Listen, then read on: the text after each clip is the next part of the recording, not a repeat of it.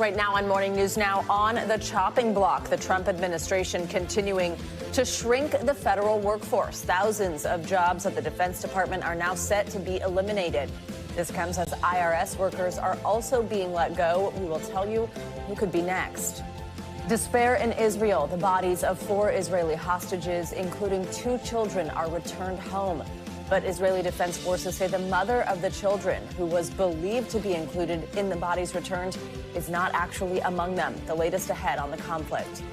Back in court, Luigi Mangione, the man accused of killing United Healthcare CEO, is set to face a judge today. This comes after the release of a documentary on the murder. Where the case goes from here, we'll have that just ahead. And Hollywood blockbuster, the iconic James Bond franchise, now has a new boss, Amazon MGM Studios. We'll tell you what it means for the future of the series. Very interesting shift in creative control. Exactly. Creative control now moves fully to Amazon MGM. But the big question now, when will we get the next movie? And most importantly, who will be the next James Bond? We'll delve into that. Good morning. Good to have you with us on this Friday. I'm Joe Fryer. And I'm Savannah Sellers. Thanks for being with us. We're going to get started this morning with the Trump administration's ongoing push to overhaul the government and gut several departments and agencies. It's a theme that's dominated President Trump's first month in office. Thousands of federal workers laid off and longstanding agencies shut down. All that is being done with the help of billionaire Elon Musk and his Department of Government Efficiency, known as DOGE. The Trump administration is facing a wave of legal challenges from those trying to rein in the cutbacks. But on Thursday, a federal judge denied a bid by labor unions to stop the mass layoffs. During his first 30 days, the president signed 73 executive orders, most of which focused on immigration, foreign affairs, and hollowing out the government. And this morning, NBC News is learning thousands of jobs will be eliminated at the Department of Defense. Well, job cuts have already started at the IRS. NBC News correspondent Jay Gray joins us now with the latest. Jay, good morning. Joe, Savannah, good morning to you. And those cuts taking place outside of the Beltway now. We've confirmed overnight that IRS employees at remote offices across the country were informed by email they no longer have jobs. Park Service employees outside of Washington have also been fired, while the president, talking to Republican governors here in D.C. last night, promised more cuts are on the way. The end of the week comes with the potential for more pink slips for tens of thousands of federal employees. The target of the latest round of cuts, the Department of Defense. Sources telling NBC News as many as 55,000 probationary employees, all civilians, could lose their jobs and that the firings could begin later today. I just agreed immediately. Speaking to Republican governors, President Trump suggests the Department of Education could be next on the chopping block. And we haven't even done that. So we could find as much as $1.5 trillion worth of waste, fraud, and abuse. If we do that, we can balance budgets. During the process of examining at least 18 government departments and agencies, neither the so-called Department of Government Efficiency nor the White House has provided any evidence of fraud or abuse, which would be federal crimes. Cuts have already started at the IRS. Democrats on Capitol Hill and employees warning they could have a catastrophic impact on the filing season. The work's going to get backed up, and so private citizens are going to be like, the IRS is not doing their job. And it's because we're getting hollowed out. Still, the president is promising to expand the reach of DOGE. Now is the time for us all to press forward, think big, be bold. An initiative that includes issuing more than 73 executive orders during his first month back in the Oval Office. And, you know, another change could be on the way. Early this week, the Postmaster General announced his intention to step down from that post. Overnight, the Washington Post reporting President Trump is considering dissolving the leadership of the post office, which has been independent for the 250 years it's been in existence, and then absorbing that into his Commerce Department. Joe, Savannah? All right, Jay, thank you so much. Let's talk more about President Trump's first month in office and these job cuts with NBC News senior national politics reporter John Allen. John, always great to have you with us. I mean, it's safe to say it's been a highly consequential, maybe contentious first month for President Trump. Just first, are you surprised at all by the speed and sheer number of layoffs and cutbacks we've seen across the government during just a couple weeks? I think the right answer is shocked, but not surprised. Donald Trump has, basically campaigned on trying to get rid of the civil service, trying to get rid of any elements of independence within the executive branch. He has often described his own view of the law as the executive branch having primacy, despite the Constitution resting the power of appropriations and of creating these departments with the legislature. So, I can't say I'm surprised, but I think the speed with which it's happened and basically the willful ignorance of norms and laws is breathtaking and so shocking. John, now that we are a month in, we're getting really our first polls that gauge opinions of Mr. Trump's executive orders and everything else he's doing. What are we seeing? We're seeing that his approval ratings are slipping. Every single poll that's come out in the last couple of days suggests that Trump has gone too far. That his numbers, right when he came in, he was above water, meaning more people approved of him than disapproved of him, that he was even over 50% shortly after his election and around his inauguration. And now you're starting to see him fall into the mid-40s in terms of approval rating. And you got the pictures there of him with Elon Musk. Elon Musk's approval rating is even worse. He's at 38% in one of the polls I saw this week. So I think what we're watching is taking a toll on President Trump, but he's, aside from talking about seeking re-election, the Constitution says he can't do that, which means that his popularity, matters probably a little less to him than it does to most presidents. John, just a minute ago from Jay, we heard about the impact these IRS layoffs could have ahead of tax filing season. I know you've been looking at the impact the layoffs are having specifically on firefighter safety programs. What's happening there, and kind of help us expand and understand how these layoffs don't just affect the individual who loses their job, but what they mean for some of these agencies and how they interact with the public. Sure. People who were involved in some of these programs, some of these firefighter safety programs, were surprised because President Trump has often expressed praise for people who, for first responders of all kinds, including firefighters. A couple programs that have been hit in the last week or so include the firefighter fatality investigation and prevention program, which basically studies firefighter deaths. There were 5 people in that unit, a very small team within the Health and Human Services Department. 3 of them were fired summarily on Saturday, told that their services were no longer required. They're concerned that this function is basically going to wither away because there aren't enough people to investigate the firefighter deaths. And another one that got hit is the National Firefighter Cancer Registry, which basically tracks cancer among firefighters, tries to look for links between them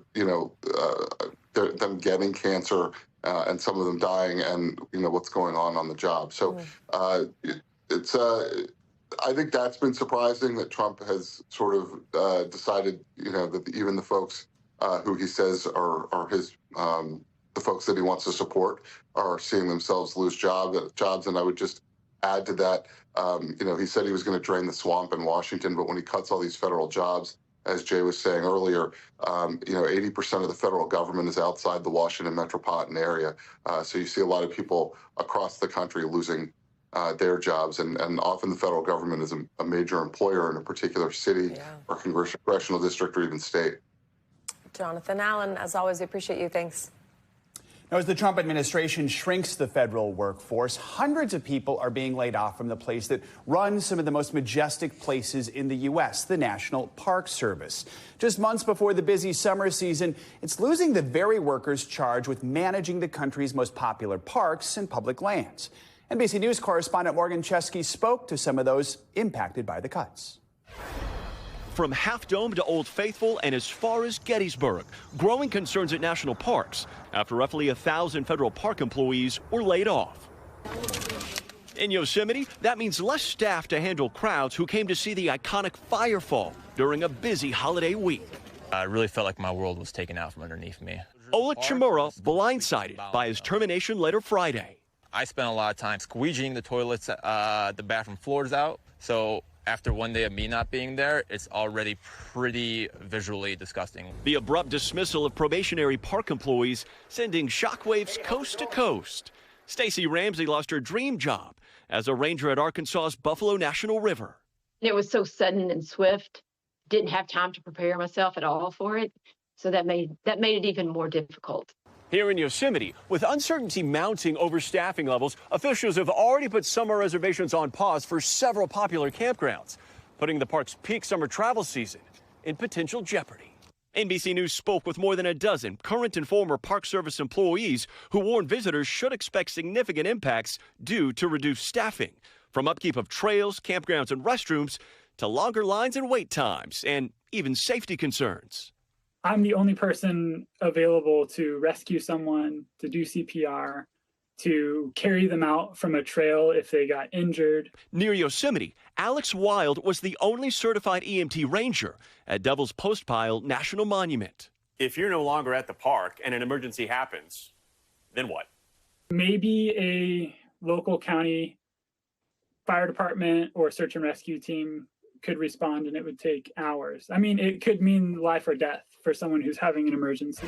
And with appeals and a potential class action lawsuit in the works by those terminated employees, park advocates now say when it comes to planning your trip to a national park, adjust your expectations accordingly. Expect fewer services and less help. We'll send it back to you. All right, Morgan Chesky, thank you. From the parks to Capitol Hill, Senate Republicans finally passed a budget blueprint just before 5 o'clock this morning. It was a marathon with an all-night series of votes on the $342 billion plan. The resolution passed 52-48 after lawmakers spent hours voting on dozens of amendments as Democrats attempted to force Republicans to go on the record about some unpopular proposals. My amendment will ask Republicans, do they really want to cut taxes for billionaires so badly they're willing to take health care away from Senator's kids? time has expired. Mr. President, the Democrats know very well that this targeted budget blueprint does not cut Medicaid or Medicare. The framework is designed to boost funding for key parts of President Trump's agenda, like border security and defense spending. NBC News Capitol Hill correspondent Melanie Zanona joins us now with more on this. Mel, good morning. So this is just the first step for Senate Republicans to try to fund President Trump's agenda. There's a competing plan over in the House. That's the one President Trump has already endorsed. So just what are the headlines from this Senate vote and what does come next? Yeah, good morning, guys. So the big headline here is that it actually passed. I think there was some nervousness among Republicans about actually voting for this thing when Donald Trump had come out himself and said he was backing the House version of this plan, which is a completely different process, a completely different bill. But then he ended up coming out with another tweet yesterday saying he supports what the Senate is doing and he appreciates that they're trying to fund the border wall, fund immigration efforts for Trump and deliver on some of his campaign promises. And so ultimately, after a very long night and a couple tough amendments, and you saw some Republicans breaking with their party to vote for some amendments, they passed this thing. But this is really going to be a backup plan. That's how Republicans are thinking about this. If the House comes up short in its own version, and if Donald Trump changes his mind, two scenarios that we know tend to happen a lot around here on Capitol Hill. So as far as what comes next, the House is going to move ahead with their version next week. That's a very different bill. They're trying to cram everything that Trump wants to accomplish in his agenda into a single bill. And if that passes, then the Senate and the House will both have to agree on the exact same budget resolution before they can get to the process of actually writing the policy, which is going to be a lot harder and a lot trickier as they're talking about things like spending cuts, as they're trying to figure out how to do tax reform. So we are very much in quarter one here, so to speak, of this game. But this is no doubt the first step of this very long, complicated process. Now, also yesterday, we had some other major news. Republican Senator Mitch McConnell announcing he will not seek re-election. He was first elected in 1984. He became the longest-serving Senate leader in U.S. history. I mean, really the end of an era when it comes to Republican politics. Who's showing interest in throwing their hat in the ring to replace him? Yeah, we're less than 24 hours since that announcement. And this race is already heating up, in part because I think there was an expectation that McConnell was not going to run again for another term. And also, he has been in this seat for decades, as you mentioned. So there's been a lot of people who have had an eye on this seat. I think there's two frontrunners at this point. One of them is Andy Barr. He's a Republican congressman in the House. He had run for a committee gavel and didn't get it in the House. And so now he has his eyes on this Senate seat. He also was a former McConnell intern. intern, actually. And he's had his eyes on this seat for a really long time. I actually overheard him once, this was 2 years ago in the basement of the Capitol, on his cell phone, talking to someone, saying that he wanted to run for this seat. So he certainly is most certainly going to run for it. He's going to throw his hat in the ring. And then Daniel Cameron, he's another candidate, also someone who worked for McConnell at one point. He's the former attorney general. He unsuccessfully ran for governor. He's considering a bid as well. And then on the Democratic side, unclear. Andy Beshear, the popular governor, already took his name out of the running, but Democrats could try to make a play for this seat. It's been a red one, obviously, for a long time, but there has been a history of having some Democratic governors. So it's definitely a race to watch here. It'd be fascinating if Kentucky would flip blue in the Senate. Melanie Zanona, thanks so much for your reporting. Appreciate it. Well, today in a New York City courtroom, Luigi Mangione is expected to appear before a judge for the first time since he was reined back in December. It is a largely procedural hearing set to take place later this afternoon. Mangione is charged with first-degree murder and several other counts in the killing of United Healthcare CEO Brian Thompson, which happened outside of a Manhattan hotel last year. He has pleaded not guilty to those charges. Let's bring in NBC News legal analyst Danny Savalas for more on this. Danny, good morning. So to note, there will not be cameras in the courtroom. We may get a peek, though, of him going in or out.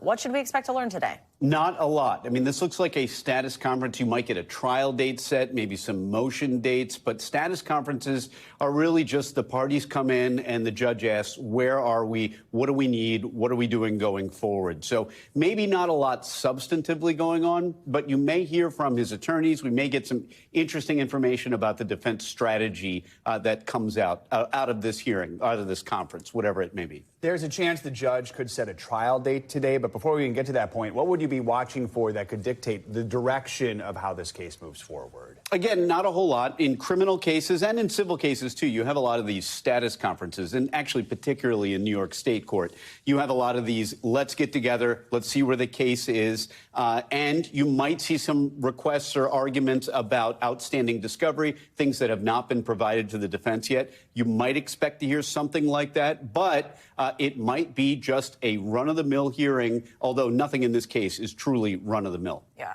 Speaking of things that are not run-of-the-mill, I mean, fundraisers going on, set up by people who want to help fund his defense. There was this website set up by his defense team where Luigi Mangione himself kind of put this statement thanking people, saying, I'm overwhelmed with gratitude. There it is on your screen right now for people who have written to him while he's been detained.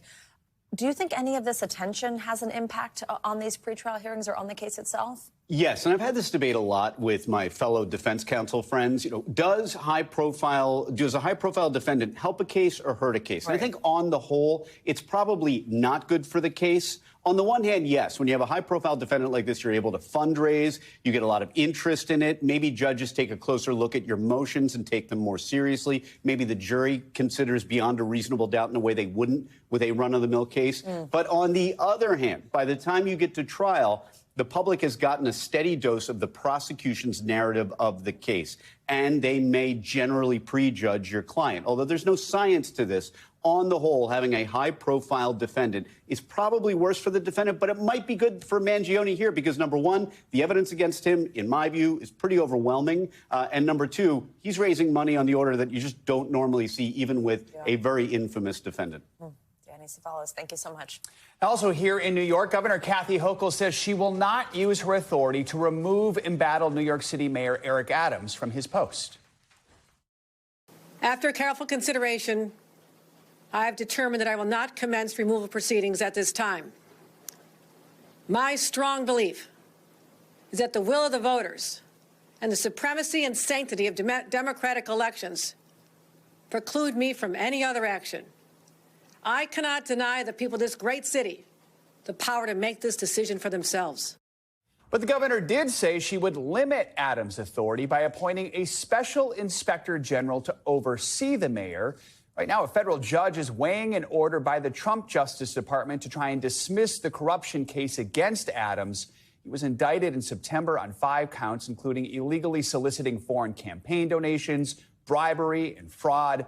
The mayor denies those allegations. Well, this morning, tens of millions of Americans remain under cold alerts. This is from the Central Plains down to the Southeast, and then millions more are still digging out from some record snowfall.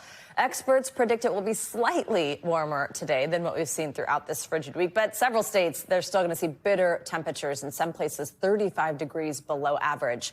In fact, we could see up to 100 more record lows between today and tomorrow. But a weekend warm-up might be on the way. By a few degrees. Let's bring in NBC meteorologist Angie Lassman. Yeah, she's tracking all that for us. Hey, Angie, good morning. How's it looking? Good morning, guys. At this point, we will take whatever we can get when it comes to the increase in temperature across much of the country. We've still got some of these alerts, as you mentioned, that are in place, essentially east of the Rockies through the Central Plains, Southern Plains, and extending out towards the East Coast across the Southeast. A lot of those are going to start to expire by this time tomorrow morning, but we've still got some of that cold air in place for the time being. So no surprise, we're waking up to still single digits in Minneapolis and feeling below zero. We've got below zero wind chill values in St. Louis this morning, single digit wind chill values in Memphis, and Dallas, you are waking up to 23 degrees, but feeling like 14. By this afternoon, we'll slowly but surely start to see kind of a better setup happening. But here's why. This is what we've got going on right now. A high pressure that's stuck in the middle of the country. This is dragging in all of that really cold air up into those northern latitudes,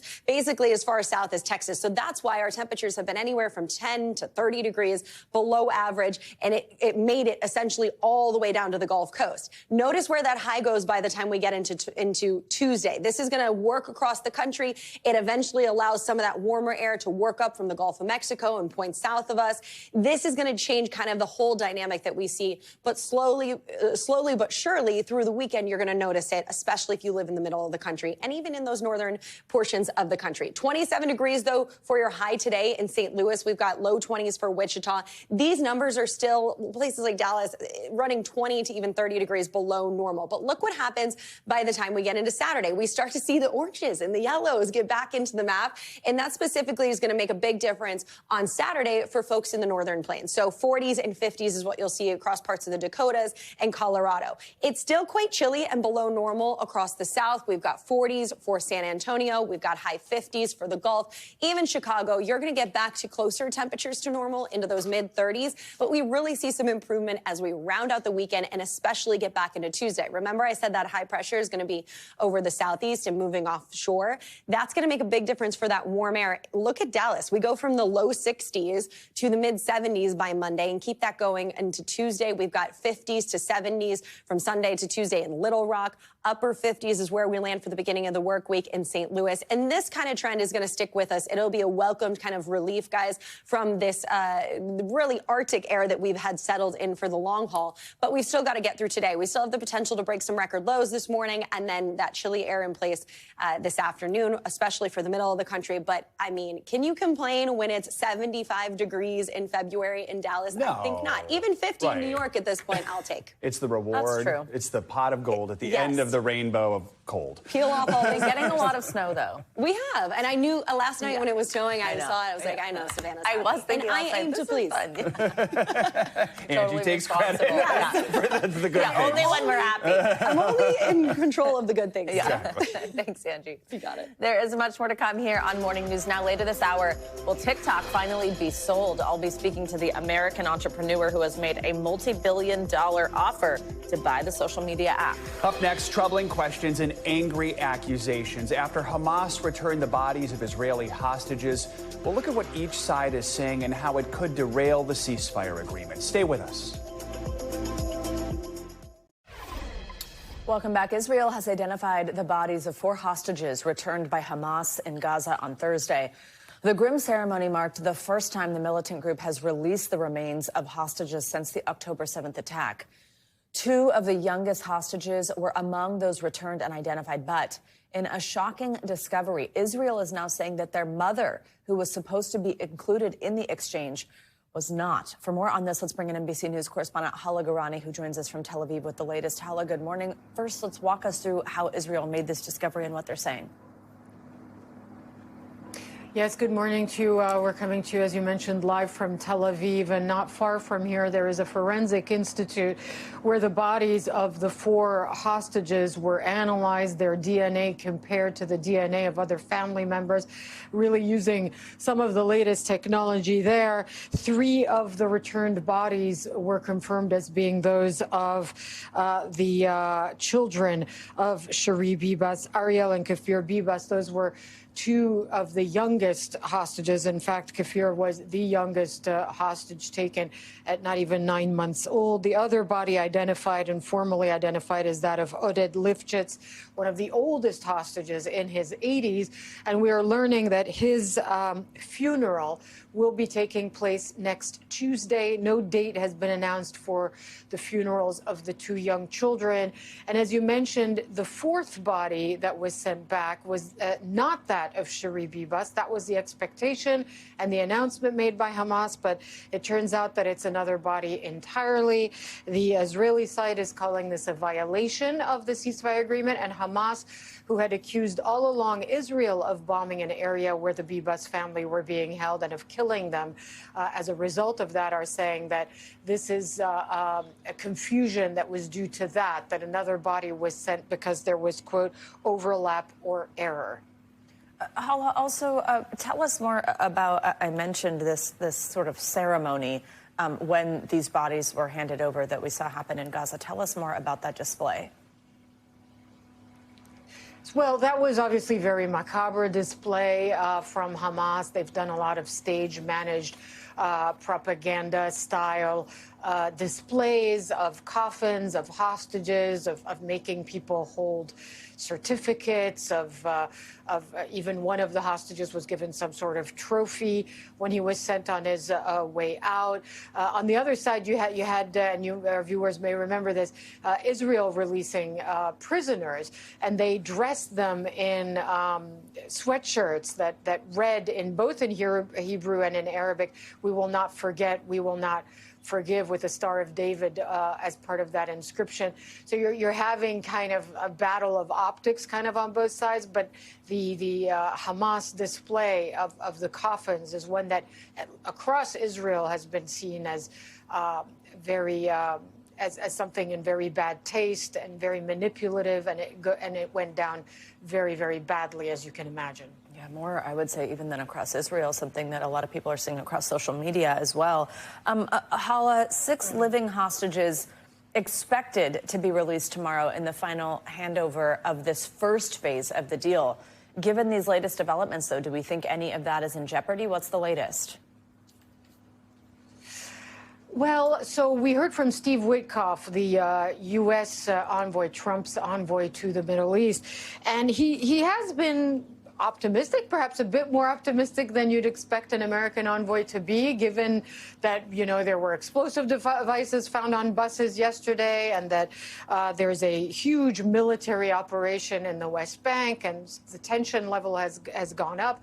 But he has said that he is hopeful that phase 2 will go ahead. Now, phase 2, of course, is crucial to both the Palestinians and the Israelis. The Israelis, because that would mean that the rest of the hostages would be released, and for the Palestinians, that there can be a more permanent ceasefire. The enclave is entirely devastated, and more than 45,000 people have been killed. So on the Palestinian side, there is a real desire to see this stick. Back to you. Hala Garani, thank you very much for your reporting here. Well, back here in the United States, the Trump administration is taking the step of officially designating several Mexico-based drug cartels and gangs as foreign terrorist organizations. And it comes as Mexico is ramping up its troop levels at the border with the U.S. in an attempt to stop drug and human trafficking. NBC News senior White House correspondent Gabe Gutierrez has an exclusive look at the deployment. With illegal border crossings here at the southwest border at record lows, we got an inside look at Mexico's troop deployment. In Juarez, Mexico, a show of force. This is the Mexican National Guard and Army, part of the 10,000 extra troops deployed by the country's new president, Claudia Sheinbaum, after President Trump threatened a 25% tariff on all Mexican goods coming to the U.S. Major Alexander Vasquez Hernandez tells us he now has a lot of reinforcements. Troops patrolling the border fence and searching for drug and human trafficking tunnels. This one discovered recently, 4 by 6 feet, sophisticated, with lighting and ventilation. Most of the fentanyl is snuck into the U.S., not through rural areas, but through legal ports of entry. That's why there's an increased military presence here. NBC News granted exclusive access weeks before a 30-day pause in Trump's tariff threat is set to expire. Critics say the troops will do little to help crack down on illegal immigration and the flow of fentanyl, and instead amount to a wasteful political stunt. Is this all a show for President Trump? We don't have that answer, he says. We're just under orders to maintain a presence. Illegal border crossings dropped dramatically after the U.S. tightened asylum restrictions during the last part of the Biden administration. Since Trump was reelected, they've fallen even more, 35% from December to January.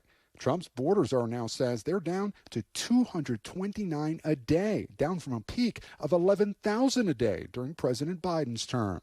Marcos is a coyote, a human smuggler in southern Mexico who's concealing his face and last name.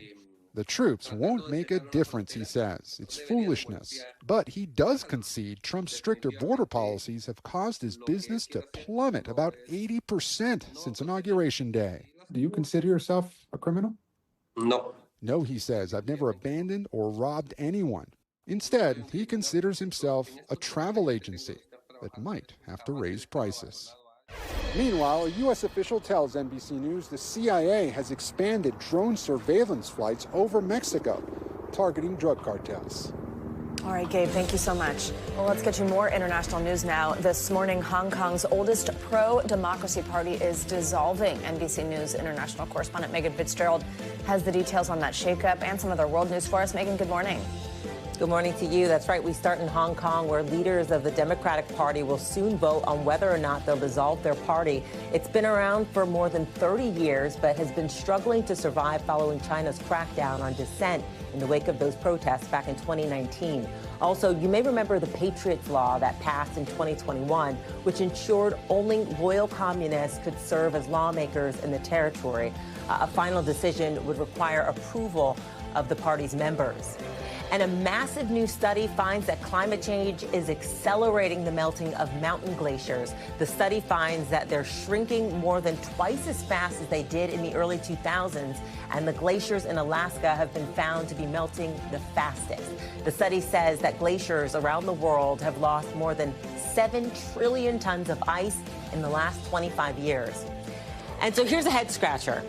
Germany's Federal Court of Justice had to grapple with whether or not Birkenstocks, the shoes, of course, Birkenstocks are considered art. So the German-based company filed this lawsuit against 3 companies who were making sandals that look similar to theirs. Birkenstock argued that their shoes are copyright protected works of applied art, and because of that, they can't be imitated. But in the end, they lost that lawsuit, the court ruling that they're actually not art, they're just comfortable shoes, Savannah. They are comfortable. I have a rubber pair of Birkenstocks that I really enjoy. All right, Megan, thanks so much. Well, coming up, the man who wants to buy TikTok. I'll be speaking to the American entrepreneur looking to purchase the platform following last month's dramatic battle to stop it from being banned. You are watching Morning News Now. We are back with the latest on a new offer to buy TikTok. Reed Reisner, an entrepreneur from Wyoming, is offering nearly $50 billion to buy the platform from its current Chinese owners, ByteDance.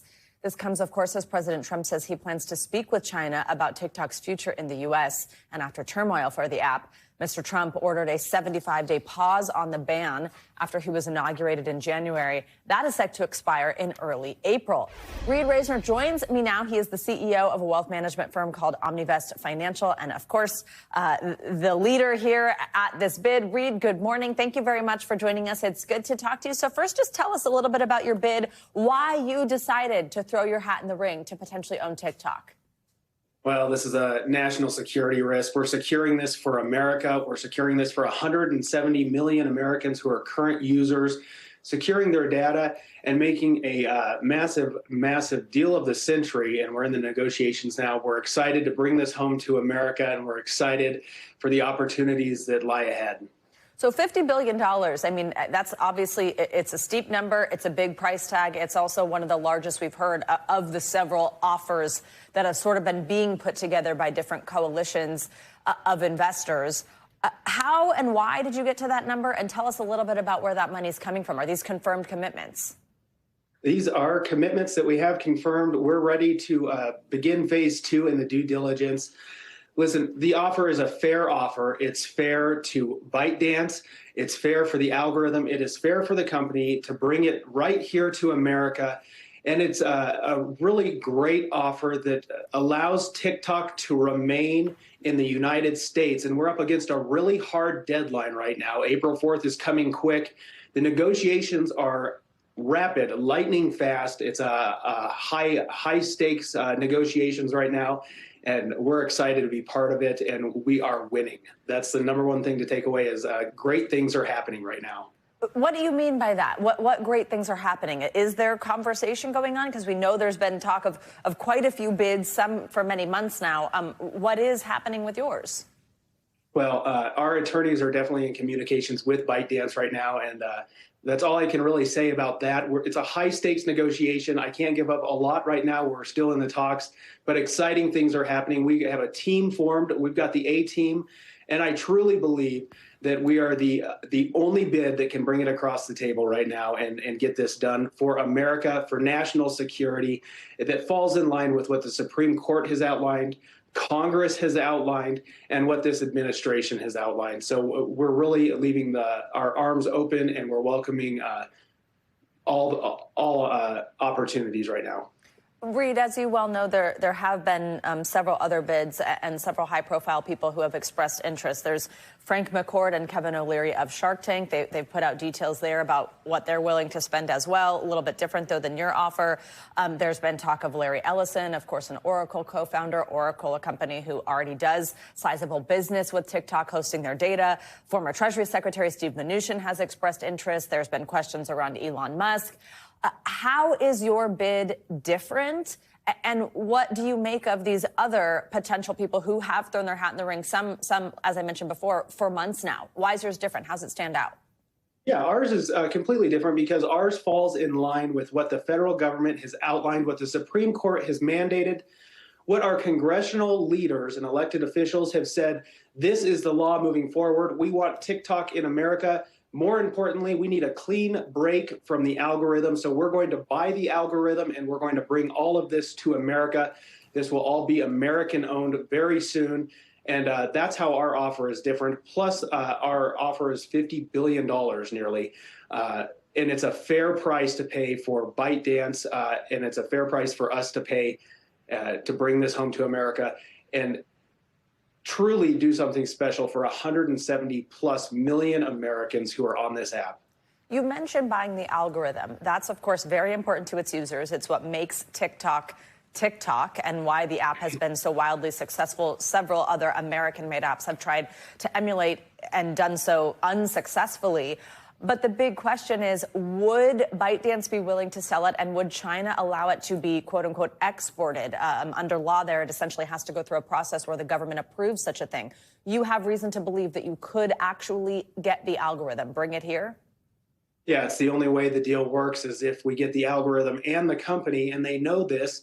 Senator Tom Cotton has said the algorithm comes with the company. It's the only way coming forward from our intelligence agencies. The algorithm has to come with the company. The company is worthless without the algorithm. We want TikTok and the algorithm to have a clean break from ByteDance and China, and for it to be American owned and controlled. And that's what we're fighting for here. And we are fighting hard 24/7. We've got the A team going. Our attorneys are fighting hard behind the scenes. Our engineers are in the background working overtime. Everyone is working hard, and we are very excited for what the future holds. Reed, very quick last one for you. I know part of this for you would be bringing job opportunity and a tech industry to Wyoming. Tell me a little bit about the importance of that to you. Absolutely. The footprint that we're making in Wyoming is massive. It is going to be a fourth legacy industry. We're excited to bring it to Wyoming. It's going to complement our energy, agricultural, and tourism industries. We're going to use Wyoming's clean natural gas, clean coal, clean nuclear facilities to power TikTok, to power our servers and protect our data. We're excited about it, and Wyoming is excited about it, and I'm proud to lead the nation in Wyoming on this deal. Reed Braisner, thank you so much for joining us. We will certainly be talking throughout this process. We appreciate your time this morning. Absolutely. Thank you. Coming up, an iconic Hollywood franchise is now under Amazon's control. When we return, we'll tell you about the company's creative takeover of the James Bond series. Will the new deal give Jeff Bezos a license to make money, or could the sky fall? Coming up.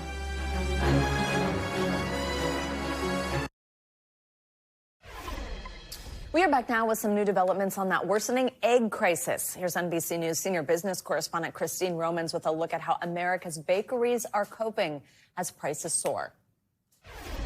Empty shelves, record high prices, and at this bakery in Pittsburgh, a scramble to afford a critical ingredient. We use eggs in almost everything we make here. Darren McMillan runs Grandview Bakery and uses buckets of eggs every day, 90 pounds a week. In January of 2024, the price was $38. This week, the price is $169 for the same amount of eggs. A cost, he says, he can't pass on to his customers, at least for now.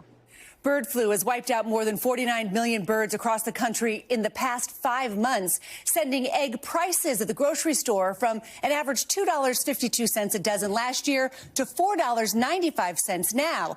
And the Agriculture Department forecasts prices could rise another 20% this year.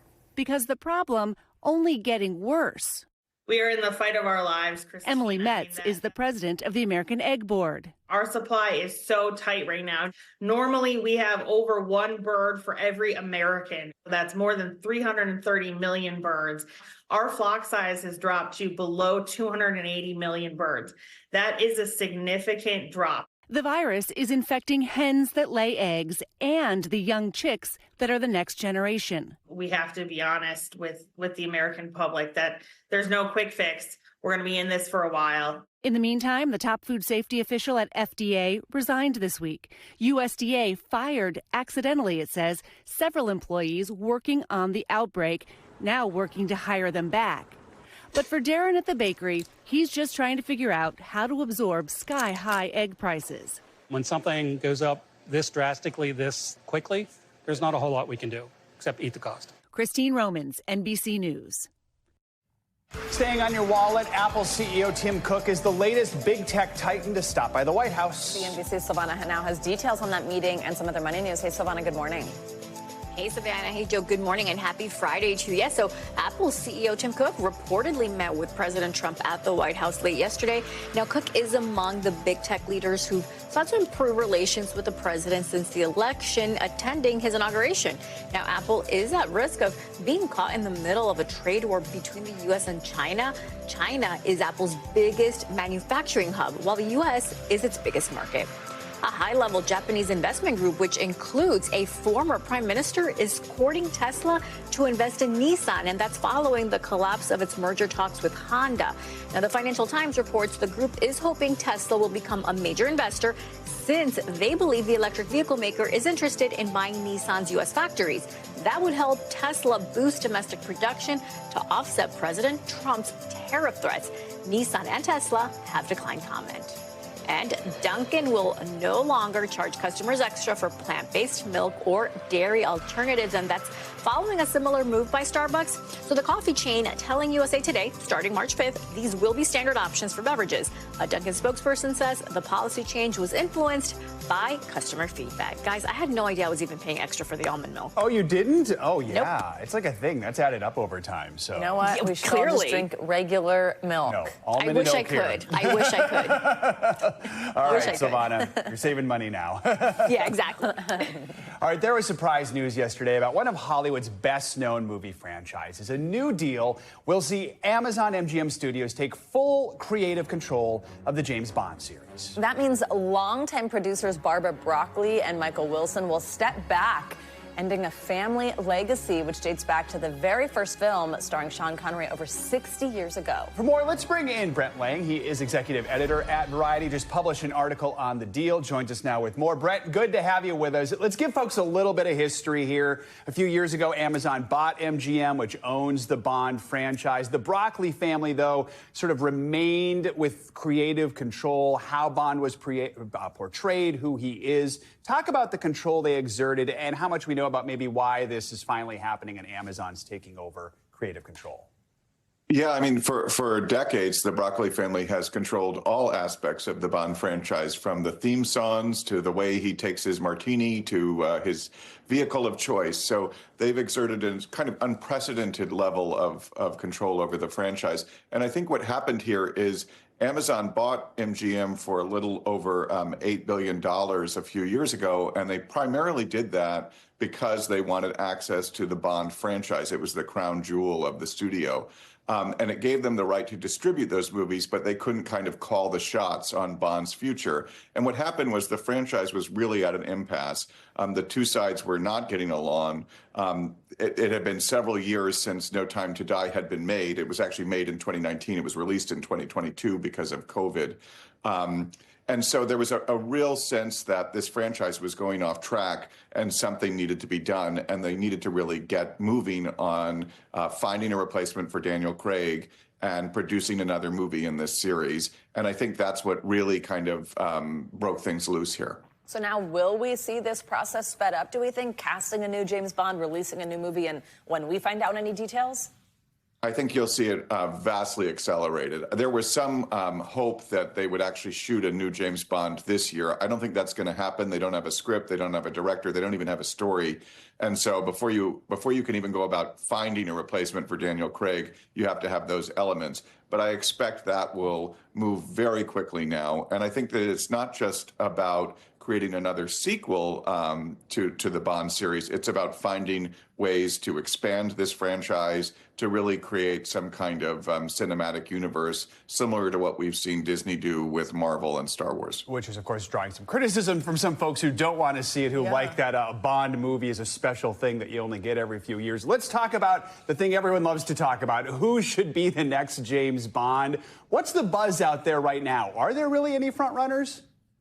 Not really. I mean, everybody has a wish list, and you've seen the names, Josh O'Connor, Paul Mescal, Theo James, Aaron Taylor Johnson, Idris Elba. But I think what you're going to find is that it will be somebody between the age of 30 and 40, because they want them to be able to play this character. It's a very intense, very physical role for 15 or 20 years and appear in several movies. So I think that's kind of the target age. I would expect it's probably not going to be somebody who's a huge star, because you want to sort of start them at a lower salary and then build them up over time. But it is going to be somebody who has some experience, because it's a huge amount of scrutiny that comes with assuming this role. Paul Mescal, I hadn't heard that. I could see that. That is, so especially after The Gladiator. Wow. You mentioned the cinematic universe, which obviously, I mean, it could certainly lend itself to that, kind of like spin-offs for certain characters or a Bond origin story, but those were things that the family had been historically against. Could that change now? Yeah, I think it will change. That's sort of the thing in Hollywood right now. I mean, there are definitely people who feel that's a mistake, that it's better to kind of focus on quality and not quantity. But I think if you're a mega corporation, a big e-retailer like Amazon, I think you're a little more interested in profits than quality control. Brent Lang, great conversation. Thanks for joining us this morning. Great to have you. It. Coming up, reuniting, and it feels so good. We'll head to Connecticut, where a police officer has reunited with a seal he found earlier this week flopping around the streets of New Haven. We'll be right back.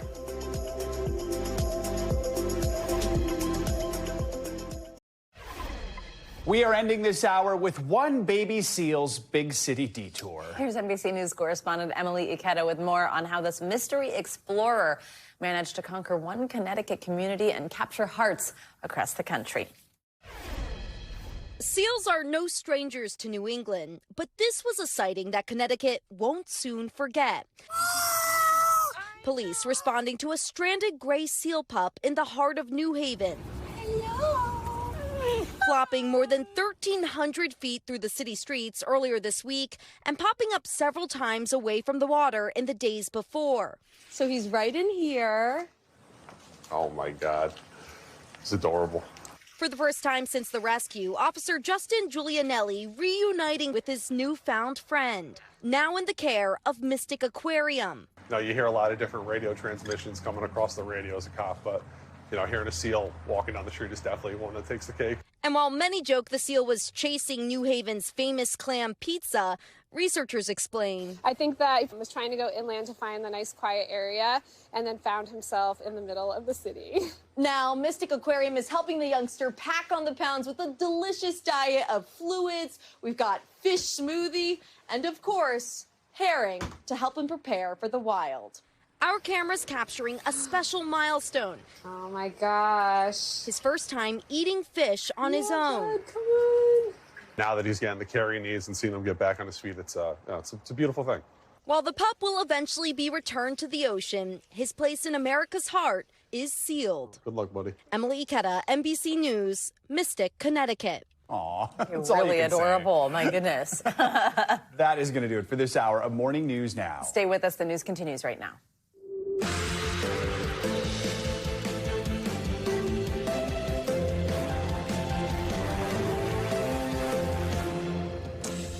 Good morning and happy Friday. I'm Savannah Sellers. I'm Joe Fryer. Right now on Morning News Now, the firings and the fallout. Growing outrage this morning over the Trump administration's sweeping federal government overhaul. The heated back and forth at one Georgia lawmaker's town hall, coming face to face with fed-up constituents. As Senator Mitch McConnell, a longtime Washington powerhouse, announces he's stepping away from the Capitol Hill spotlight. We've got the very latest. Also this morning, Luigi Mangione, the man accused of murdering United Healthcare CEO, set to face a judge in New York today, but we're expecting from his first public appearance in months. Plus, more worries on Wall Street. A shaking earnings report from the country's largest retailer and employer, Walmart, sent the Dow tumbling yesterday. But it was the company's economic outlook that really got investors talking. We're digging into what it means for your wallets. And the future of Bond.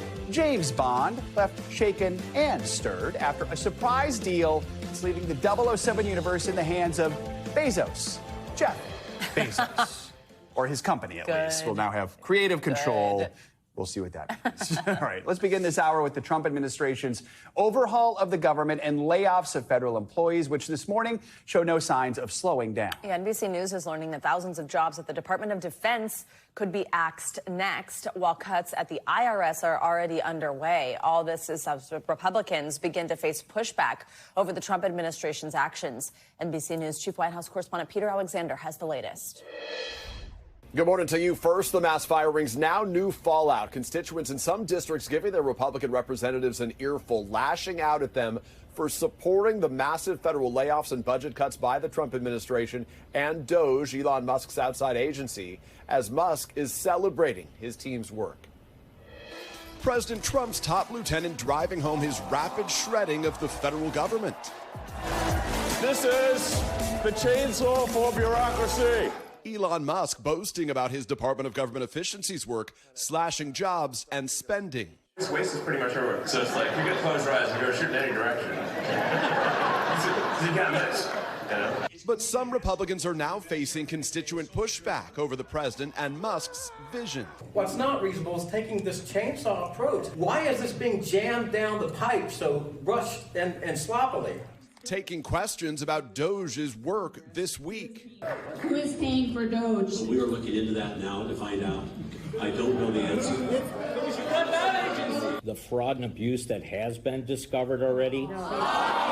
And last night, tensions boiled over at a Republican congressman's town hall in Georgia over the president's executive orders and budget cuts. The people would like to know what you, congressmen, and your fellow congressmen are going to do to rein in the megalomaniac in the White House.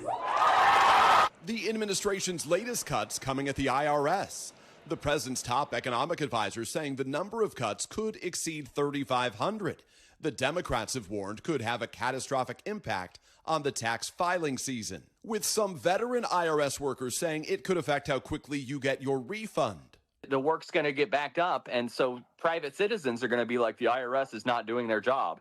And it's because we're getting hollowed out. The White House defending all of the layoffs across government. We're studying every agency and deciding who to let go and why. And we're doing so very rationally. All of it as a new Washington Post poll finds President Trump has a 45% approval rating, with a majority 53% disapproving of his job as president.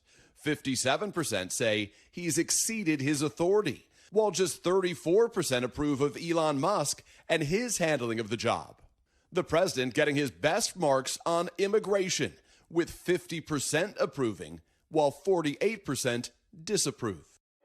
The TSA now confirms that more than 240 probationary employees, workers hired or promoted within the last year, have been terminated. And there are more likely to come after a federal judge ruled that the Trump administration can move ahead with its mass layoffs at federal agencies, rejecting a lawsuit from labor unions. The judge said President Trump's executive orders have, quote, caused disruptions and even chaos in widespread quarters of American society, but added that federal court was not the appropriate venue for the lawsuit.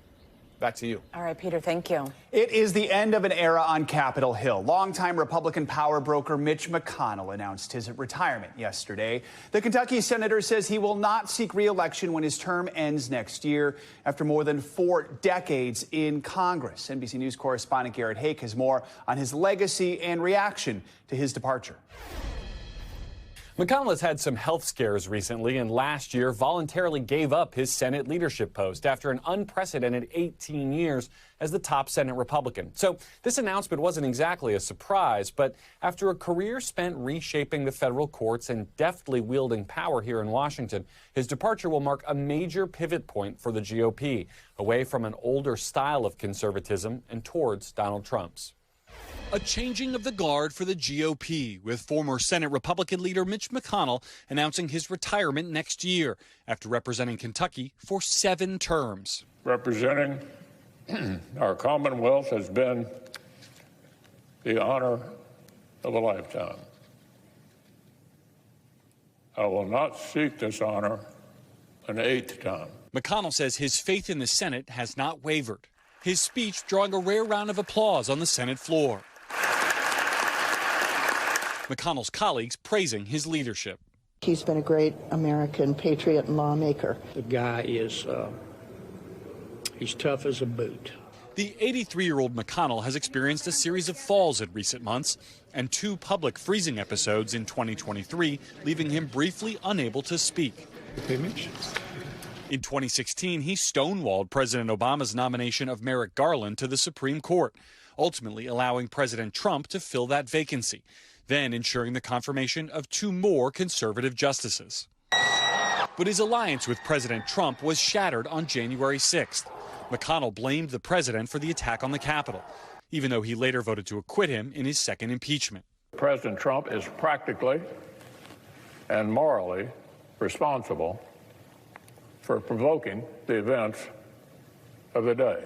Recently on 60 Minutes, McConnell was asked about comments he made privately disparaging the president, reported in a new biography. You've said he's nasty. You said he's not very smart. You said he's a sleazeball. Well, those were private comments, and well, but they're in your biography. Yeah. Out of leadership, but still a senator, McConnell has increasingly defied the president, voting against 3 of his cabinet picks, including HHS Secretary Robert F. Kennedy Jr. over his vaccine skepticism. McConnell survived a battle with childhood polio and has long been a vaccine advocate. He spent much of the last year criticizing Russia and fighting for funding for Ukraine, creating another stress point with the modern GOP. His retirement will set up a competitive primary next year for a coveted open Senate seat. All right, Garrett, thank you.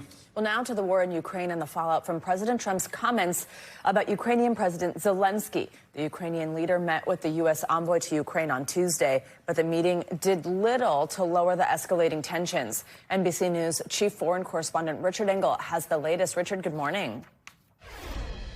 We are on the outskirts of the eastern Ukrainian city of Kharkiv, and these are Russian armored vehicles that were destroyed by Ukrainian forces as the Russians were trying to take over the city.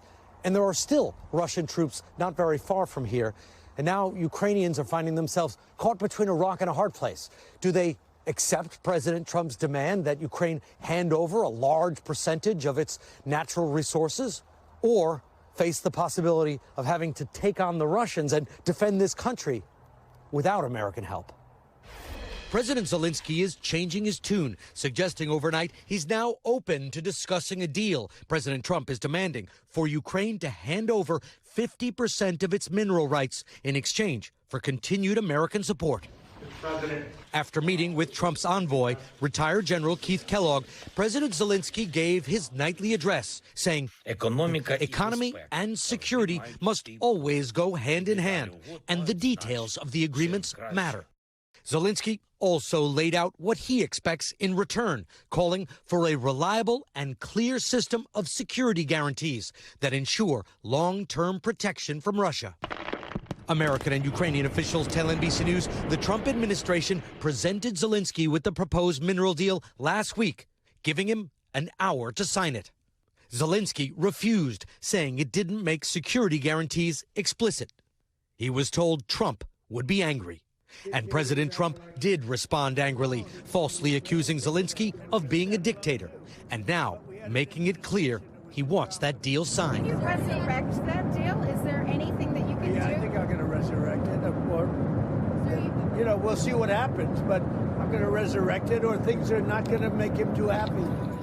In Ukraine this morning, at a rehabilitation center for soldiers just back from the front lines, some say they feel like they're being squeezed by the United States.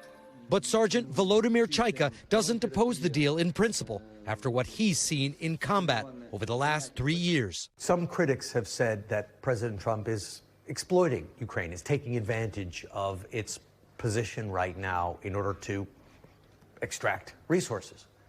You, as someone who's fought for this country so much, what do you think about that?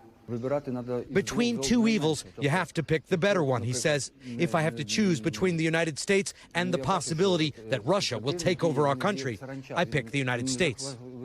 The Trump administration is also declining to endorse an international proposal that would specifically name Russia as the aggressor in this conflict. All right, Richard, thank you. Later today, Luigi Mangione, the man accused of shooting and killing United Healthcare CEO Brian Thompson, is set to appear in public for the first time since December. Mangione is expected at a New York State court in Manhattan for a procedural hearing. Comes just days after he posted comments on a website set up by his defense. NBC News correspondent Stephanie Goss joins us now from outside the courthouse with the latest. Steph, good morning. Hey, Joe, good morning. You know, you mentioned the last time he was seen in public was in December. That was just after his arraignment, which was just a few days after he was extradited from Pennsylvania to New York to face both federal and state murder charges. The hearing today is on the state case, and it also includes a count of terrorism. This morning, Luigi Mangione expected back in New York State Court. The hearing is set to be procedural and likely brief. This whole situation here, it doesn't make sense. The proceeding happening just days after the release of the latest documentary on the brazen murder of United Healthcare CEO Brian Thompson. He could have done a lot of good in this world, and he was taken way too soon. Not guilty. The Ivy League grad pleaded not guilty to gunning down Thompson, a father of two in New York City, for his company's annual investor meeting. The murder triggered a manhunt for a killer who at first appeared elusive. 5 days after the shooting, police arrested Mangione at a Pennsylvania McDonald's, eating breakfast by himself. According to prosecutors, he was found with a ghost gun that matched bullet casings from the crime scene, together with writings denouncing the health insurance industry. I was targeted, premeditated, and meant to sow terror. The crime prompted an outpouring of long-simmering anger towards health insurance companies, and in some cases, support for Mangione himself, including donations to a defense fund, which to date has raised more than $500,000. In a statement posted on a website set up by his defense team, Mangione thanked his supporters, writing, "I am overwhelmed by and grateful for everyone who has written me to share their stories and express their support." The 26-year-old, who comes from a wealthy and respected family in Baltimore, is now being held in the Metropolitan Correctional Center, a notorious federal prison in Brooklyn. Criticized in the past for its conditions, it's where Sean Diddy Combs also awaits trial. The legal process will likely take years. Mangione faces federal and state murder charges in New York, as well as gun charges in Pennsylvania. The scheduled appearances in courtrooms are only just beginning. According to a person with direct knowledge, the judge is likely going to tell both sides how they're supposed to proceed with sharing information. The judge will also likely ask the prosecution where their progress stands on exchanging evidence to the defense team. Joe? All right, Steph, thank you. Well, now to another case that's capturing the country's attention. The Menendez brothers have been speaking out from prison about their bid for freedom ahead of a highly anticipated hearing next month.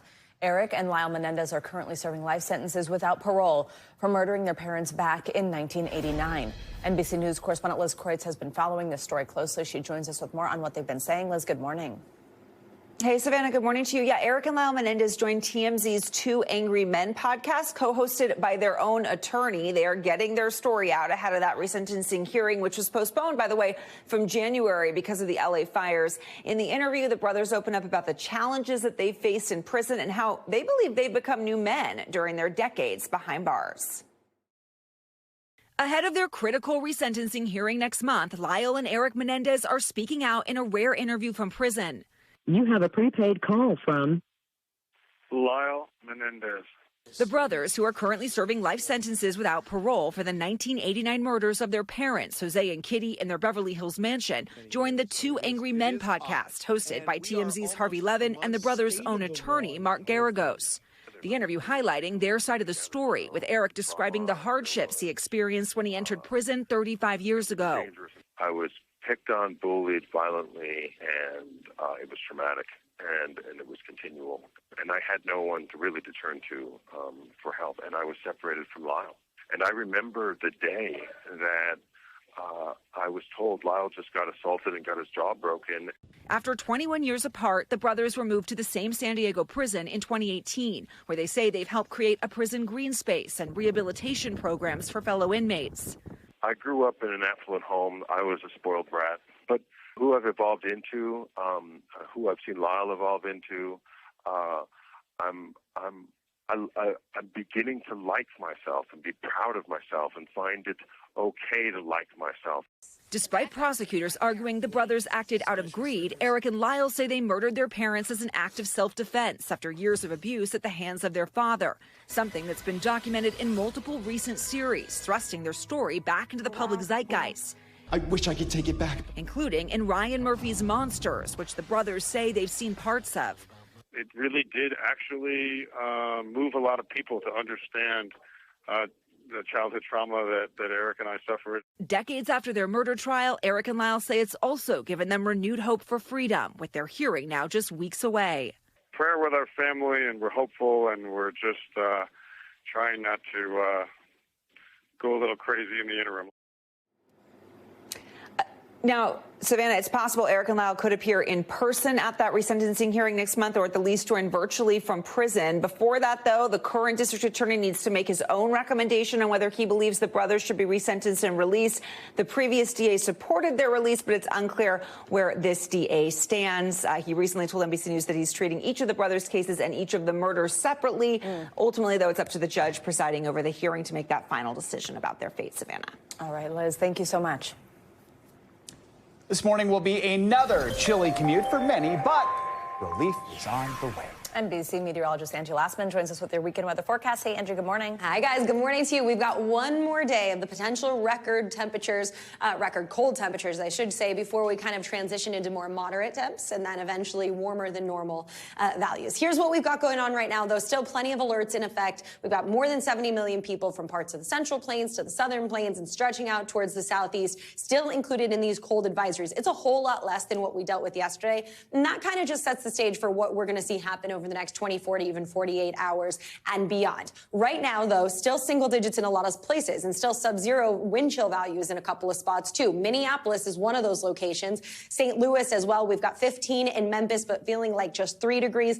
Dallas, you're into the 20s right now, but feeling like the teens. And this stretches out east as well. And here's why. We've got this high pressure that's kind of been in control over the past couple of days. And this has just ushered in all of this cold air from those higher latitudes as far south as Texas. That's why those those temperatures have been so far below normal, 10 to 30 degrees below normal across a good chunk of the country. But this shifts. This high pressure shifts a little farther to the east. It eventually moves offshore.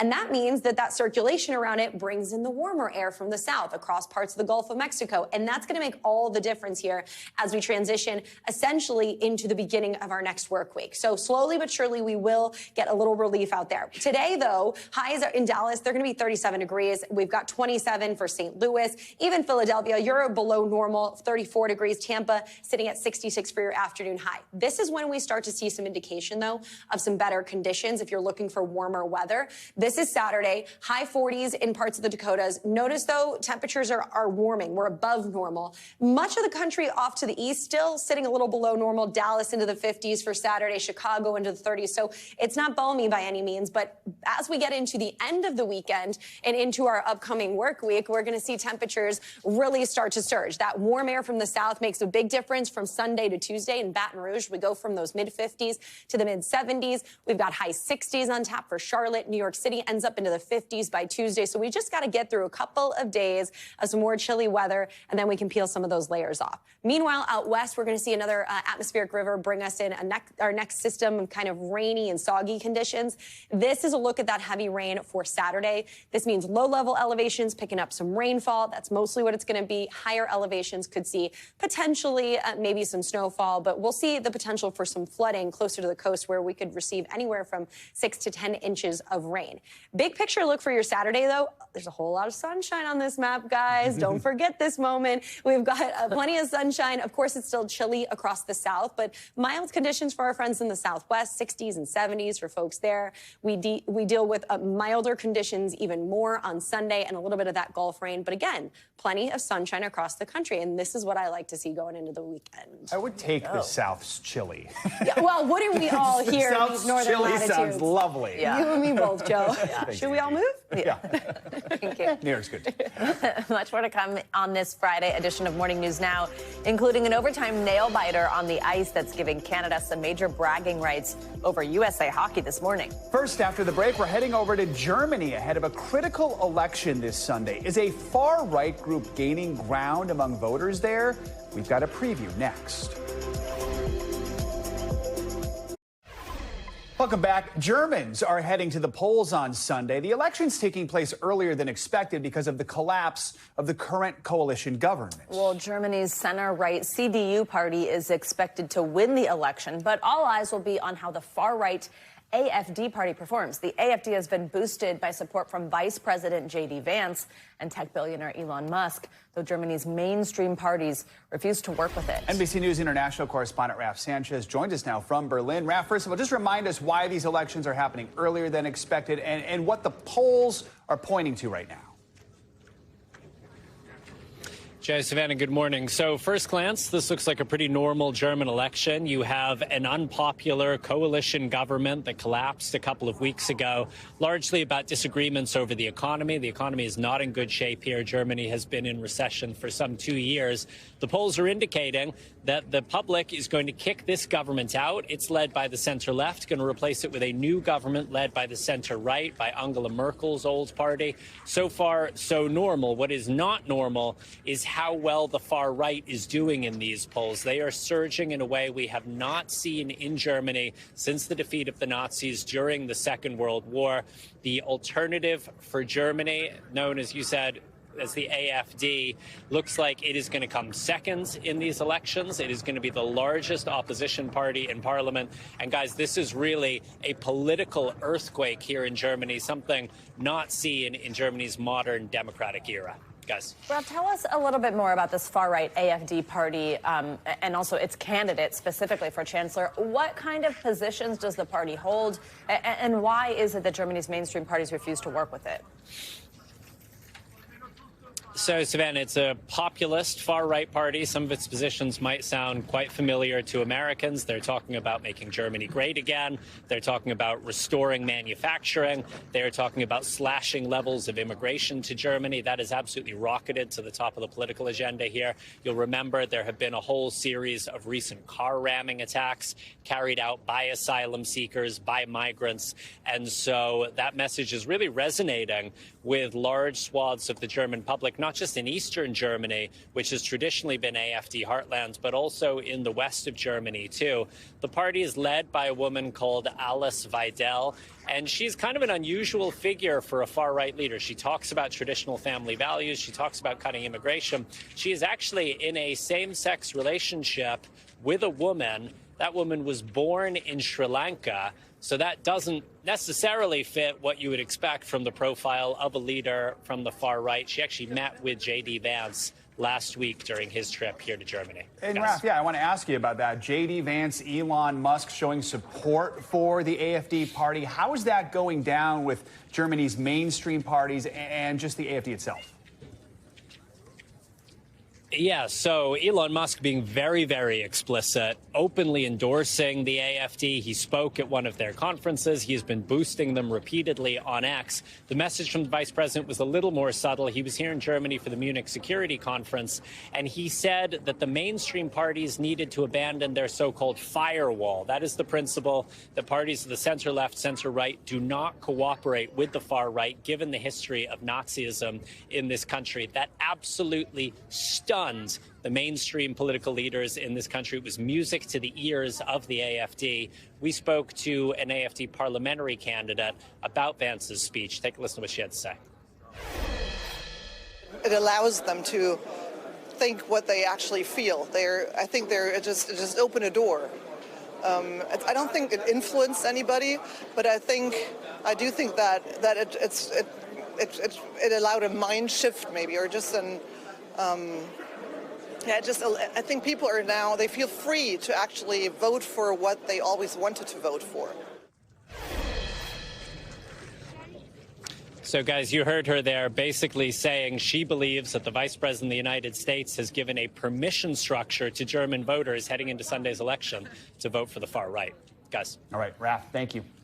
Now let's get to more international news this morning. Australian commercial airlines are shifting flight paths after a warning over possible Chinese live-fire Navy exercises. NBC's Megan Fitzgerald's following that and some other world headlines for us. Megan, good morning. Guys, good morning to you. That's right. Australia is out with a warning to airlines flying between Australian airports and New Zealand. The Aussie government says that Chinese warships are conducting live-fire exercises in the Tasman Sea. It's the reason why several flights have already been diverted. The Prime Minister of Australia says China did give notice that the warships could potentially fire live weapons during an exercise. And Thailand's anti-trafficking agency is saying tens of thousands of people could be living inside these illegal scam compounds in Myanmar along the Thai border. They believe they're being run by Chinese gangs. Now, according to the UN, hundreds of thousands of people have been trafficked into the region from across the world. They say they're tricked into making the journey on the promise of getting a comfy office job, but instead the UN says they're held against their will and forced to carry out global scams. Oh, it was a tough loss last night, guys. Canada defeated the U.S., winning the first ever Four Nations face-off hockey tournament. This, of course, capped off what was a heated and politically charged event just a few days ago. You'll remember 3 fights broke out on the ice in just the first 9 seconds of the game between the two countries. But what makes this loss sting is that we lost in overtime by 1 goal. We almost had it, but Connor McDavid slipped the puck to the back of the net for the win. Not the outcome that we wanted, but it was a fun tournament to watch and, a good game. Exactly. We'll get them next time, right? You know what? The U.S. and Canada, I feel like we'll play each other in hockey again. Yeah. many times. I think you're right. Megan, thanks so much. All right, coming up, more Wall Street woes weighing on investors this morning. After the break, we're digging a little deeper into why comments from Walmart's finance chief sent the Dow into a tailspin yesterday and what it means for the future of America's economy under President Trump. Coming up next. We are back now with the impact of yesterday's sudden drop in the stock market just one day after hitting record highs. New projections from the nation's biggest retailer put Wall Street on edge, and it comes as consumers are nervous about the impact of President Trump's tariffs as well as inflation, which does remain fairly high. We've got NBC News senior business correspondent Christine Romans with us with more on this. Christine, great to have you. Good morning. So all 3 major stock, they all fell into negative territory at closing yesterday. What had Wall Street talking? What happened with Walmart? And the Dow was really the center of this. The Dow, remember, is 30 stocks. That represents what's happening in 30 stocks. The S&P, that's 500 stocks. So when you've got Walmart, a big member of the Dow 30, and Walmart has a very big down day, 6.5% loss on Walmart, that's why the Dow was really the epicenter of the selling yesterday. And what happened at Walmart, essentially, is Walmart said it was going to have less profit than it thought for maybe like the first declining profit growth in like 3 years or something. It said that it is not immune to potential tariffs and that the consumer is resilient, but noting, its finance chief noting that there's a lot of uncertainty about what happens in the economy next. And so that, like, Walmart has got its thumb on the pulse of America, right? And consumers in the economy. So that shook and rattled nerves a little bit yesterday. Beyond that, any other signals we're seeing about the economy? You know, it's so fascinating. We also learned this week that the Fed is in no hurry to lower interest rates anytime soon. So you've got inflation, as you mentioned, Joe, that's still uncomfortably high. You've got mortgage rates and official market rates that are not likely to come down anytime soon. And a Federal Reserve that's sort of stuck in neutral here because, inflation's too high. The economy's still overall strong, but it's not really going to move to lower borrowing costs. So that's an interesting moment here for anybody who's looking to buy a home. I think it's a kind of an interesting time here right now because you have mortgage rates still hanging there near 7%. A lot of us would have thought by now you would have lower mortgage rates than that. But instead, you've got these mortgage rates still about 7% and credit card interest rates at record highs with record high credit card debt right now. So that's a place for people to be careful. So, Christine, the economy is still in a strong overall position. What good news is there for people right now? It's so interesting. When I talk about the good things happening in the economy, I get a lot of feedback from people who say, but my egg prices, but this price, but groceries are 25% higher than they were 3 or 4 years ago. And all of that is true. We do have gas prices that are pretty much sitting still here, not rising too much, and they're about a dime less than they were last year, although we're watching this space very carefully. If there are new tariffs on Canadian crude oil, 10% tariffs on Canadian crude, and that deadline for President Trump to decide whether to do that is coming up quickly, that could raise gasoline prices in the middle part of the United States. So watching that quite carefully here. But really, an economy that is still holding in, a job market that's still holding in, but there are these pain points for consumers. So we'll watch carefully to see what happens today. You got indications today that maybe that wobble from yesterday won't be repeated, at least in the S&P 500. We'll wait to see.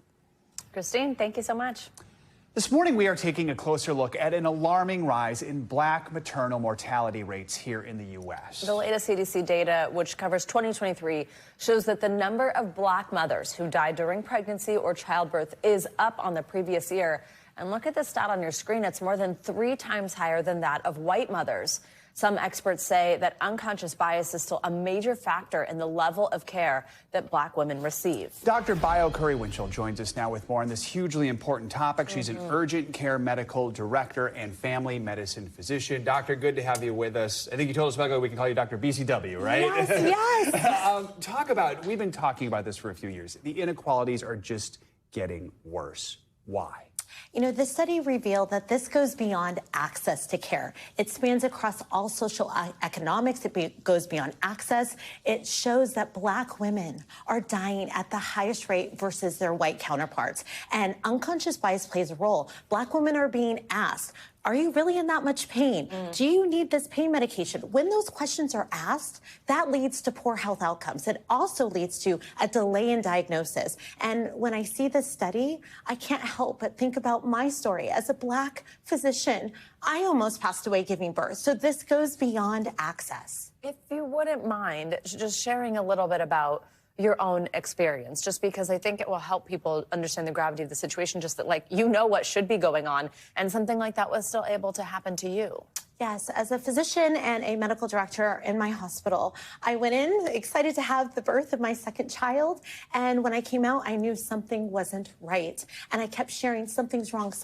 And I was told, no, you look fine. Everything looks normal. Well, unfortunately, I ended up back into the OR, but I ended up advocating for myself that something was wrong. And I found out that I was internally bleeding. Wow. I was hospitalized. And so I share my story in hopes to paint a light or put an image behind the statistic. These are women of all social economic status. Black women are dying, and we have to lean into solutions. And these women should know, if you think something's wrong, push for yourself, advocate for yourself. What are the things we can do bigger picture as a society to change this, to try and just equal the field more?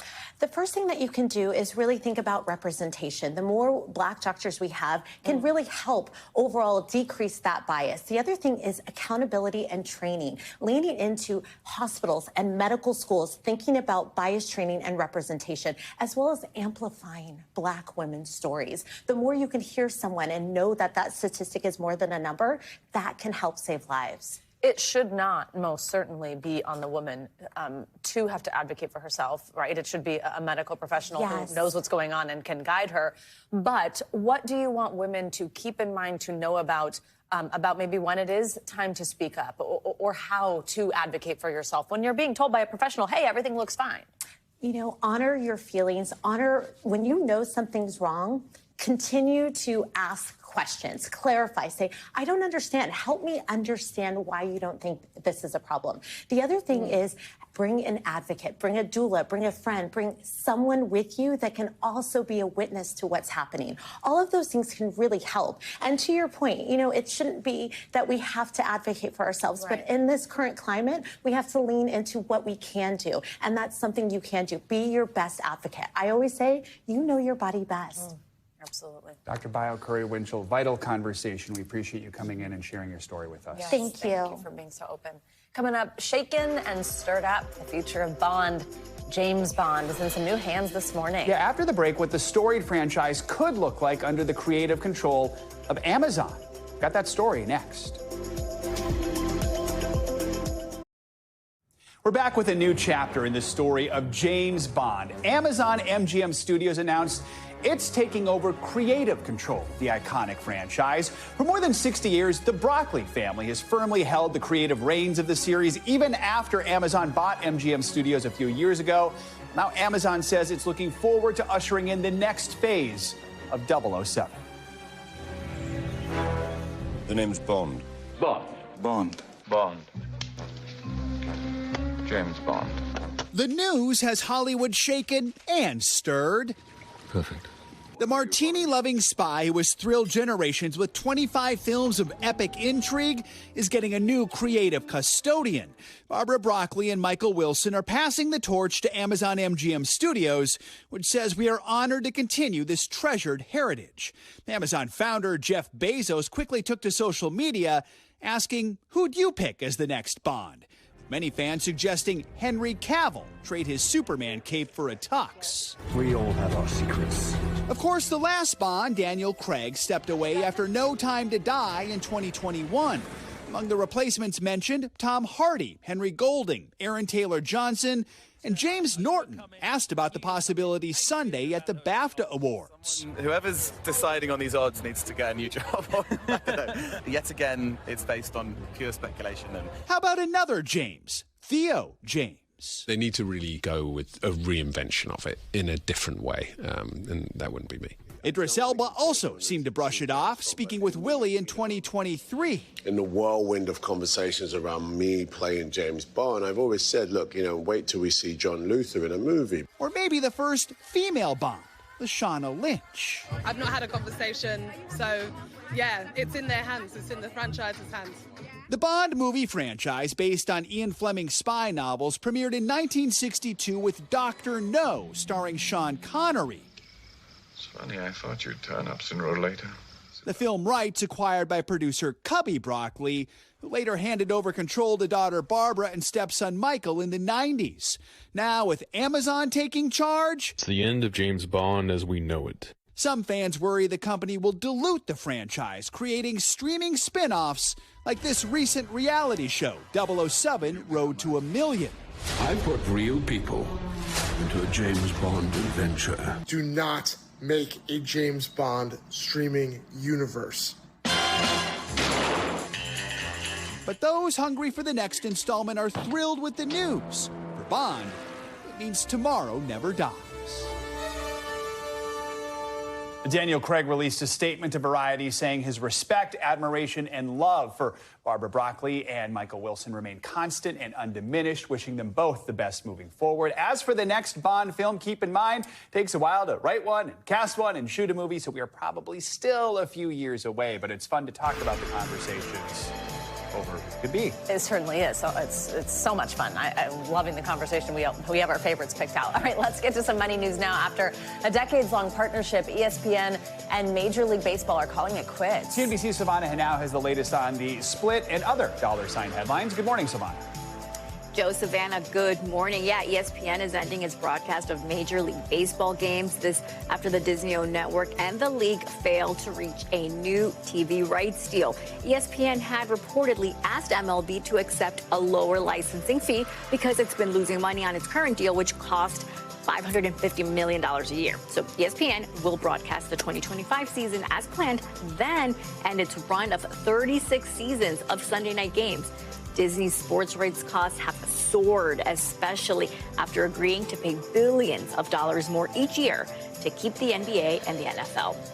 American Airlines will now support Apple's Share My Location feature, making it easier for passengers to find lost luggage tracked with an AirTag.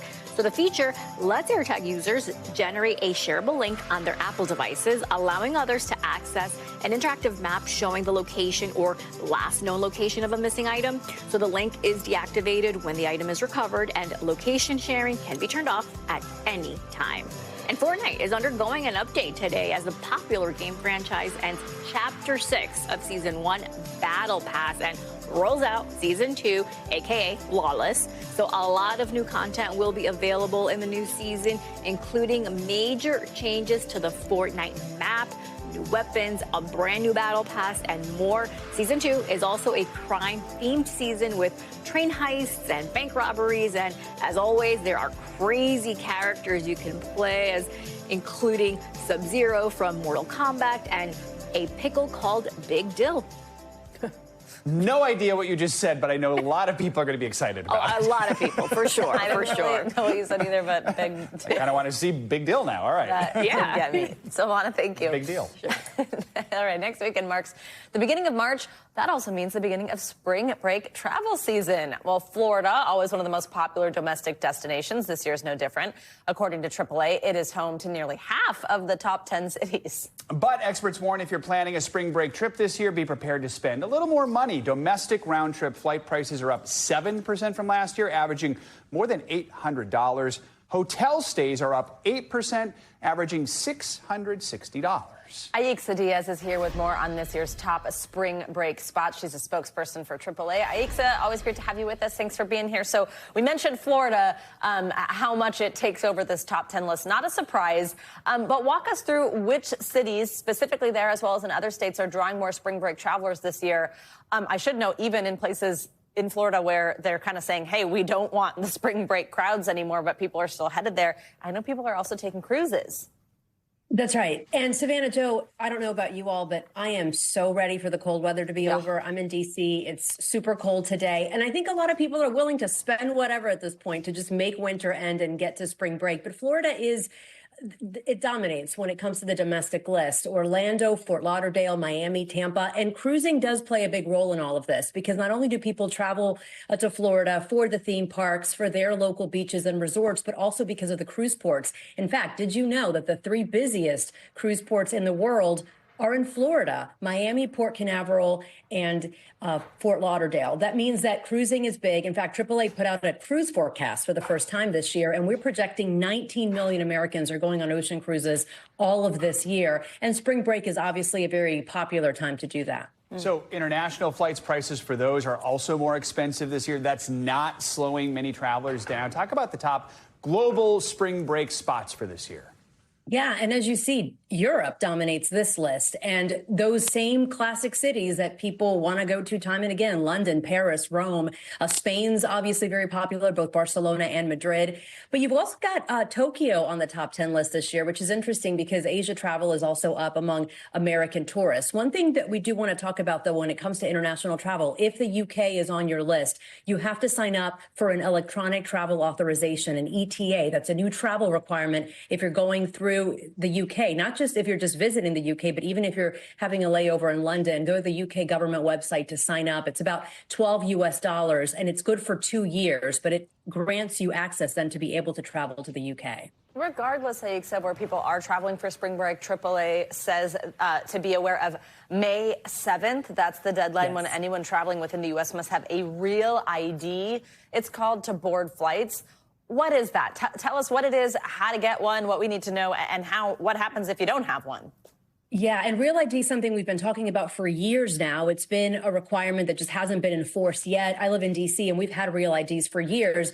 My driver's license has a little star at the top of it, which means it's Real ID compliant. But May 7th is the deadline for all people who are traveling within this country to have a Real ID compliant driver's license or some form of identification that will allow you to board a domestic flight or enter several different federal facilities. But this basically just creates standards for security when it comes to IDs. If you don't already have one, go to your local DMV and make sure you have that. You can also travel with a passport domestically beyond May 7th if you don't have a Real ID, but it's worth going ahead and getting it now. Yeah, I got to check on that.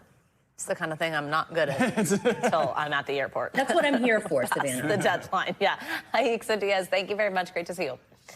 Coming up, it is Friday. That can only mean one thing. Grab your morning popcorn, because the latest and greatest from the world of Hollywood and beyond is coming at you. Everything you simply can't miss this weekend is up next. Welcome back. All right, if you've been monitoring the changing odds, we've been talking about it here, of that asteroid hitting Earth in 2032, well, we've got some good news from NASA. The agency is now saying it's called 2024 YR4. That's the name of the asteroid. It now has a much lower chance of hitting Earth.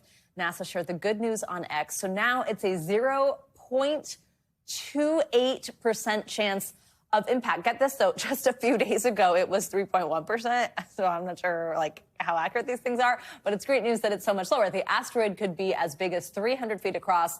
The odds of hitting are likely to keep changing, meaning we'll probably keep hearing about it until 2032. Okay, that's really, I'm not sure if that's good news or not. Finally this hour, it's Friday. That means it's time for your weekly can't miss list, all the films and shows you need to see. We've got Darren Karp here, Bravo personality, host of Shaken and Disturbed, one of our BFFs, and a newly engaged lady. Yes, that's good news. And I will hopefully be married by 2032. So when the asteroid hits, we're good. That should have just been the good talker, is that she is engaged to her wonderful fiance, Nadine. Yes. How'd it go? It went super well. I surprised her, which is very big. If you could surprise a producer of television, you can really accomplish a lot. So I was very impressed. Yay. Well, we're so happy that the good news is out and about now. Okay. Yes. What we can't miss, let's start with the monkey horror, Stephen King. Yes. What do we need to know? Well, to be fair, you did come in, you're like, is this a comedy? I said, no, it's a horror. So this is based on Stephen King's 1980 short story. And I always find that short stories are actually the best because you can kind of take a lot of creative license and go a lot of places. This stars Theo James, who we know from White Lotus, very handsome man. We were just talking about him as maybe he should be the next Bond. There's rumors. There's rumors going in. Whether or not he wants it, it's big shoes to fill. But he's in The Monkey right now, and this is basically about two brothers who stumble upon a wind-up monkey that after they stumble upon it, there's a series of deaths that kind of inflict the family. The brothers become estranged. They come back to this monkey years later, and all hell kind of breaks loose. It's a comedy in the sense, when you were saying that, I was like, it's a comedy in the sense it's like, it's a wind-up monkey committing these murders, but it is actually pretty scary, I will say. Where's that? It's in the cinema. So go to the theater, get a little... Oh, it's a movie, not a show. It is a movie. I'm so used to 6-part series. Yes. Okay, something a little more serious, Ex-Husbands. Yes, this stars Griffin Dunn, who I love. He's been in a number of things. This Is Us. He's Joan Didion's, I think, nephew. This is about kind of a midlife crisis. He has a midlife crisis after his wife leaves him after 35 years, and he's a dentist, he's got a son, he's got a father, decides to book this random trip to Tulum. What he forgets is that his son's bachelor party is also in Tulum, and they coincide. Well, he might know, but he just kind of forgot, as dads tend to do. So it's kind of about 3 different generations having this different type of midlife crisis in their relationships. But it's pretty good. It's getting about 81% on the Rotten Tomatoes meter right now. So I don't know. It's touching. Okay, another one I think maybe touching is what it's going for, and I want to hear how this is being reviewed. The Unbreakable Boy. Yeah. So this, few comments on the Unbreakable Boy. So Megan Fahey, also of also of White Lotus fame, and the Bold Type. Hello. The Bold Type, amazing. She's married to Zachary Levi in this movie, and they play parents of Austin, who they find has autism as well as this brittle bone disease. So it's kind of got a lot of complications. It's actually based on a true story. So there are very, very touching moments. The entire thing of it is basically that he has such a positive attitude, and you can really change your life through looking at from a different lens. However, some critics are saying that it's kind of a little too overdone with the cheese and a little too overdone with the sentimentality, that it probably would have played best holding it back a little bit. And critics do tend to agree with this. It's not doing too well on the tomato meter, but there are touching... That sounds like one that would be tough for me. I think it's meant really to be tough, yes, and it is a true story, so it kind of tugs on your heartstrings while also being like... too much. Yeah, a little bit. Okay. Yeah. Streaming, Suits in L.A. So this is like a spin-off of Suits, which went like way more viral once it hit Netflix than it did. It should be called Athleisure in LA because no one wears suits in Los Angeles. I know because I live there. But yeah, we know Suits took place in New York. It was obviously on NBC. It was on USA Network, which was part of NBC Universal.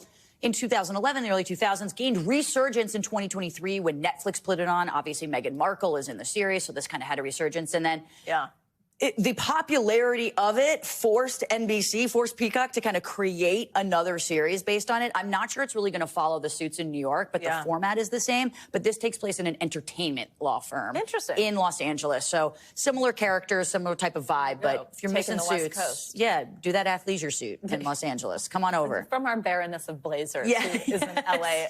Okay, we have like 10 seconds, but I do think people love to know about 1923, Yellowstone, anything. Yes, Yellowstone prequel, if you're hankering for it. This is the second season, stars Harrison Ford, Helen Mirren. You know, this is about Prohibition, the Depression, sort of this westward expansion, but gives you your Yellowstone fix. Darren, our engaged lady, we love you. Thank you so much. That's going to do it for this hour of Morning News Now. Stick with us. The news continues. Thanks for watching. Stay updated about breaking news and top stories on the NBC News app or follow us on social media.